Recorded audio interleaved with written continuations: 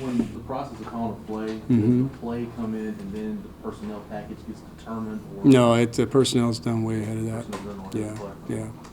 yeah. Personnel is always put on the game plans. You know who's in the game. Do you think there might be too much being made of the personnel decisions and who's in and whatnot? You know, really, I haven't heard anything about it. You know, we just, you know, we're going to coach, you know, our style and do our, you know, our business. You know, Charlie does a great job with the staff. You know, in terms of, you know, making sure everybody understands the plan for rotating guys in games and, you know, getting guys touches and playing people. You know, we've made a commitment to play the younger receivers. We've made a commitment to play some of the younger DBs. You know, and you know, it's just part of the. You know, part of the process you to go about and developing a team. Now, then we pick the roles that they can play in now. So we're not going to put them out there, you know, in a situation like at the end of a game or something like that, you know, unless they have to go out there. So, you know, you pick places where you can play and develop younger guys and, you know, then, you know, you use guys to their abilities, their special abilities that they can bring to the game. Coach, Tyrone, he seems, when he's a pocket, it seems like he watches the rush a lot, Mm-hmm. Which also leads to, you know, this I think that would be true this last game. Up to this last game, he wasn't that guy. You know, where is he at as far as that coaching and development, as far as watching that? He's you know, he's got to keep his eyes downfield on the safety. He's been really good at it. You know, and you know he got a little out of kilter this last game. You know, he started seeing the rush because they were running a lot of twist games on him, and a couple guys broke free. And then, you know, he's just got to he's got to recenter himself and learn. The number one thing Ty's got to do in his development is learn how to protect himself with his feet. And that begins by throwing on time and making decisive decisions, which are, you know, our decision game is really easy. I mean, we play, you know, basically make one guy wrong, and he's got to trust that. You know, he just, you know, he's got to center himself and get back in his place when those things happen. You know, and that's what you know, Saturday. You know, that was a chore. You know, getting him back in it. I mean, because he's got to keep his eyes key through the safety and let the safety take him to his work. Is one of the other things you have to work with him is learn how to throw the ball away, because Yeah, he's, you know, at times he has, you know, that's part of the process of a younger player. I remember doing it with Teddy. I mean, all the things I'm going through with Ty, I went through with Teddy. You know, it's the same thing I've gone through with Joe Gans, been through with Joe Klatt, I've been through with all these kids.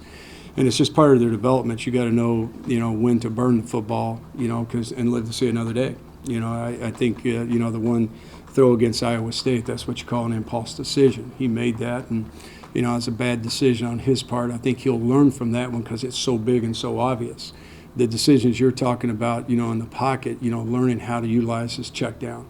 You know, that's the aspect of the game that I believe, you know, I use Teddy as my example because he was the poster child of it. That's why he's a first-round draft choice. He learned how to use his offense, use all the tools in his offense, and Ty's in the process of developing that. He's got to get better at it, absolutely. And you know, I do know this though. I know that, you know, I've got to get his attention. I've got to keep coaching him. That's my job. And then, you know, we keep putting him in those situations. We're doing some things, you know, even this week in practice to make sure that we keep bringing him along with that development, because we had to do the same thing. You know, Charlie and I have been through this before. We had to do the same thing with Teddy. So it's just part of the process to learn how to use everything. You know, use everything available to you. Learn how to protect yourself with your feet. That's throwing on time. It's also using the check down. And those are things that he's got to continue to develop and gain confidence in. Shawn, one thing that Steve Patterson said yesterday is that he expected this to be a rebuilding season. Mm-hmm. Is that how you perceive it, or is that how you perceive it after the first game, I guess? Well, you know, you never do that as a coach. You know, you just don't. You know, you don't. You know, we just knew we were in a process. Is the best way I would explain it. You know, the process of teaching a culture, a process of teaching an offense and a defense. Then you go through some adversity, and you know, you gotta find your way through it. And you gotta find your way through it like a champion. Because if you don't adhere to what you believe in, then you stand for nothing. Then pretty soon, you know, it's going to be pretty evident to the team that you're false. So we've stood the ground on what we believe in, both on and off the field, and you know, we've had to. You know, you just have to keep fighting the process and keep developing. I don't think anybody ever looked at it on our end that way. You know, I don't think any coach ever does, because our job is to win. So, you know, we do know we're in a process, and that part of that process is, I think, most importantly, you know, staying true to what you believe in. And speaking of learning, one thing that I've noticed, and it happens every week, you know, Gerard, he doesn't wear headphones. He stands back Right. when the group is huddled on the field. I mean, that seems like a lot of good learning time that Yeah, is wasted. No, he's, I don't see it that way. You might see more than, or you might see something I'm unaware of, but, he's involved in all of our discussions. He's getting the same thing that, that Tyrone's getting. And he's, every day at practice, when Ty's repping, he's in my hip pocket and I'm explaining to the player, having him give me the play. Right. Because he can't get the reps that Tyrone's getting. Just not enough. He's got to get more of the mental side of it. So I have to develop him mentally that way, and he's got to stay back. He stays with me the whole time.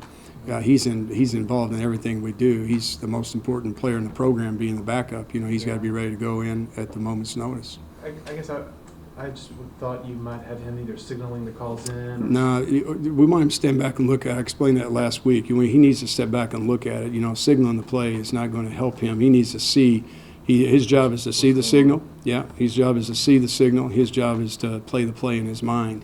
He's got to play it, as Tyrone's playing it. And when we go through the checklist, usually the first guy I talk with is going to be him. Before Ty, because Ty's usually getting water and getting, if I get Ty first, then I always get him secondly. He's always in the loop, and then if I don't, Justin Burke gets him, who, sometimes we don't have the time maybe to get to him, then, Burke's getting him while I'm getting to Tyrone. He's talking to him same language, same time I am. Seems like this time last week we were talking about how everything was coming together, and now the theme is kind of, has it all fallen apart? What's your thought on where this offense is right now? We just got to keep working. We're no different we were a week ago. I mean, we're still work in progress. We're still having to deal with the hand that's been dealt us, and we're still working. I mean, it's still a process, and it's going to be for a while. When you get shut out, do you worry about players' confidence? No, because of the way that you don't, when you've got a good relationship with the players. I mean, everybody feels the same way. Player and coach, they also feel the same way. And you're stung by it, you're upset by it, and you go to work, and there's a little bit more focus or go in you, because no one wants that to happen. Nobody.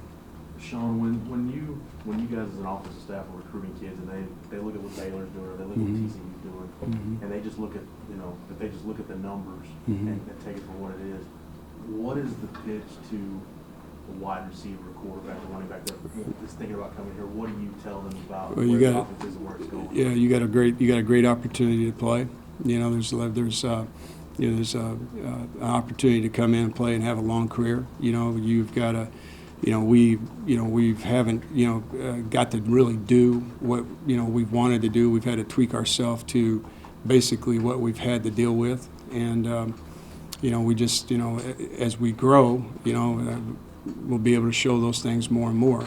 The kids that we were recruiting, those guys all have an opportunity to come in and make an impact in a program and have a long career. Because the one thing that we need in our program is competition and depth. We need to fill the chairs up in our room and have competition and depth. Because when you have that, then you have, that's just the beginning and starting and making of a team, a really good team. Because without competition, you don't have anything, and we need competition. Where's Armonte in his development right now? He's shown some real flashes and done some really good things, both in practice and in games. He needs to become more consistent. That's his, probably the big thing for him. He's a young player that's yet still learning, still trying to find his way into, the down after down grind of college football, what it takes to be a great player. I think all guys who come in have to find that. Some have it, they are born with it, but I think he's really getting his eyes open to the down after down, becoming like Jackson Shipley or becoming like John Harris. Those two good examples in his room of what, down after down performance, consistency, and that's where he's at. Shawn, can you talk about what the tight ends have given you, specifically Jeff Swain? It seems like each week he's involved in the pass game a little bit more. Yeah, Jeff has always been a good edge blocker for us. He's always been, served a lot of roles. We ask him to do multiple things in the offense. he's now, we're able to use him in the passing game, and we've started to. This is a, the offense in itself is a tight end offense. It really plays to the tight end, given that we're able to run the things that the beginning, what we want to run. But he's been able. Now we're able to. We've targeted him more, got him into the primary progressions more. Just because, a lot of the things that we're trying to, again, we continue to grow the offense. We keep pushing bits and pieces out there to the kids each week. You got so many guys that maybe weren't expecting to play this year or not as much as they are. How tough is that then to develop leaders when everybody's just kind of maybe worrying about their role? Well, that's that thing called inexperience. You're right. I mean, it's something that, a lot of guys, I would think, especially on our side of the ball, we're an inexperienced group of guys. And now they're getting a feel. Usually what a player goes through is, one, they've got to learn to trust themselves. And then once they learn to trust themselves and have success, become, a player and have success, then you see that leadership begin to take place and the chemistry and the attitude in the team begin to build. That's what I think everybody would tell you that's involved in this line of work. That's called the process. You have to. We've got guys who are obviously inexperienced players who have gained, a lot of experience by, playing. Taylor has, Doyle has done a really remarkable job. His transition between spring and today is totally different transition where he's at right now. He's playing with confidence and has become, a solid piece of our offense, and he's taken more of a leadership role with the offensive line. So he's a guy you can point to that's kind of had the success in the process, and it wasn't, all roses for him when he got started either. So he's had to grow to that. Shawn, you watched an 82-point performance on film this week. What did you kind of take away from that game, and what you expect from that? Well, I would think, people have asked me about that, and I think, that they'll have their, they'll put their stinger on. I mean, they're not. I mean, they're coached by good coaches, and the players have pride in their work, and they're gonna come out and give us their best shot. That's what I would expect. I mean, that's we're feeling that same sting. I mean, that's what we're feeling. So I don't see them being any different than us. Is Perkins back okay at practice? He worked a little bit today. It's a day-to-day deal right now, but we're hopeful that that'll be good for game time. We'll see how the rest of the week transpires. And any injury update on Jay? We keep up in the ante on him. We'll see today. Today he got quite a bit of work, so we'll see. Hopefully that'll look good for Saturday. Shawn, when you have a guy like DJ who's kind of he doesn't have a specific position, how I don't say difficult, how is the process of getting him involved in the game plan when he doesn't have a set spot, he's not an extra receiver or a rookie? Right. Well, you try to use him.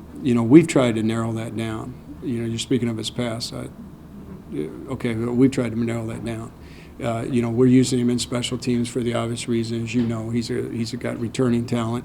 He's a guy that we've targeted as our H, an H position and a Z position, which are off the ball receivers that we can move around and create a lot of multiple touches for several different ways. So we've narrowed his focus, and really Z and H in the offense are the same position. It's just where they line up, how they touch is really similar and the same. It's just where they line up sometimes that is different. Coach, I know you A guys couple more guys. You guys normally just talk about taking it game by game, but Coach Strong talked about the importance of making a bowl game. This year, has that kind of mindset has kind of shifted a little bit, where it's just like, okay, at 3 and 5, we've got to make sure that we get to a bowl. Yeah, that has. I mean, it's on everybody's mind. That's become the focus for everybody. Throughout the team. Charlie has obviously put that out in front of the team, and our staff, and everybody has that same focus. That's our goal. Just real quick, what do you know about Lubbock? Night game at Lubbock is always bad historically for Texas. Well, I've been there obviously a few times myself, and I've been there. I think I can remember one time at night, and it's a ruckus crowd, and it's a good college football crowd, and they'll be ready to rock and roll. So it's one of those venues you walk into, and You know, you've got to be ready for that aspect of it, you know, which we've spent time making sure that our kids know. You know, a lot of the guys on the staff, you know, a good handful of us obviously have been there.